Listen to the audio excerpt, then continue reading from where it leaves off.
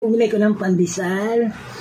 Napakaliwanag, napakaliwalas ng kalangitan. O, diba? Parang ang sarap lumipad.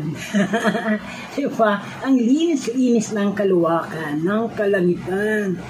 Diba? So, nakaka-good vibes. Diba? Wala na yung mga black clouds kasi umalis na yung typhoon na si Joanna ba yun? Ayun guys, magkapit tayo. Ay, hindi pala kapito. Hot chocolate. Oh, social. Maiba-iba naman. Yan. Gusto ko talaga yung mga pandesal na tostado. Ayan. Yan ang mga binibili ko. Then, of course, para maiba naman, naman tayo, mag-chicken spread. Lagi naman tayo sumasaw-saw sa pandesal. Oh, kain! Good morning. Ayan, ano muna tayo. Teka lang. May nasagap na akong chika o mga kachismak. Mga kapampam. Sorry. Yan. Magbibigay lang ako ng personal opinion ko about dun sa kay Tony Poyer. Huwag nyo akong i-bash. I-jeep nyo na lang ako or i-tricycle. Yun. Diba? Kasi nahihilo ako sa bus. Yun nga. About kay Tony Poyer na nako, nasistensyahan na yata si Miss Tony Poyer dun sa pag-upload niya ng video na yung kanyang MTV na medyo may kasalanan. Diba? So, yun guys, gusto ko lang na i-remind yung mga iba, kagaya ng mga nagpo-post dyan ng mga, diba, yung mga challenge na nagpapakita ng mga kung ano man.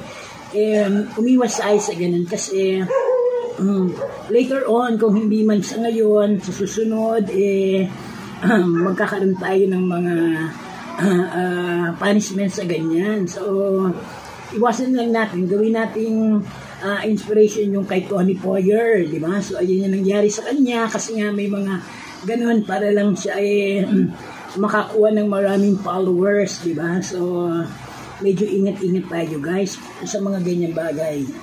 Ayan, about naman doon sa in fairness of Tony Poyer, siyempre love din natin si Mommy Tony, o diba? Kasi minsan tingnan natin yung other side. Yun, maganda ang puso ni Tony Poyer, tumutulong siya din sa iba. Yan. And yun lang talagang yung pamamaraan niya is ganon, hindi naman lahat nakakaunawa, diba? So, pero ako, malaking participation mga platform, yan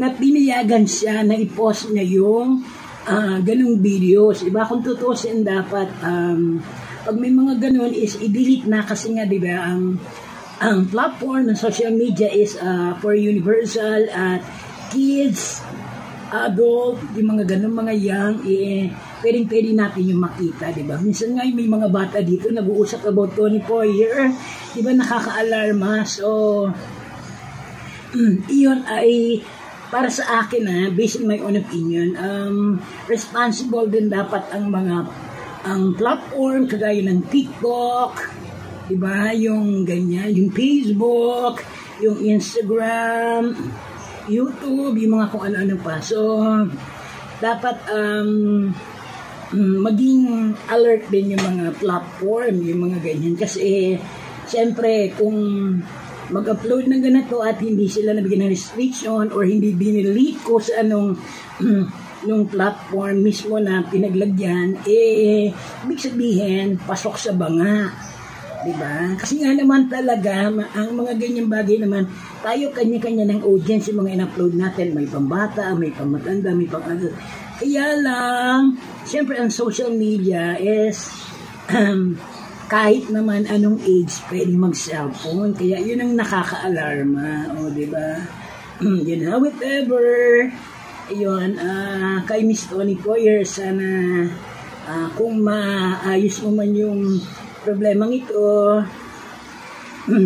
makabalik ka for good naman, di ba? At this time. Siyempre, wala namang mga pagkakamali na hindi pwedeng ituwid, di ba? So, kung si Jesus Christ nga, di ba, binibigyan tayo ng chance na baguhin yung ating sarili.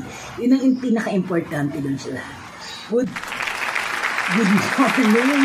Ayan guys, di ba?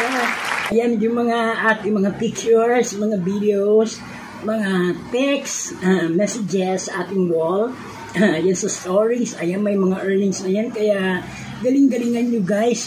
Huwag tayong basta upload lang ng upload. Minsan, i-consider natin yung art. Yun, wag lang yung mga ganun kasi alam nyo guys, kapag may quality yung ginagawa natin, magiging way yun para sundan tayo ng sundan na ating mga followers. Hindi lang yung gagawa tayo ng video, mag-upload tayo ng gano'n, ng picture.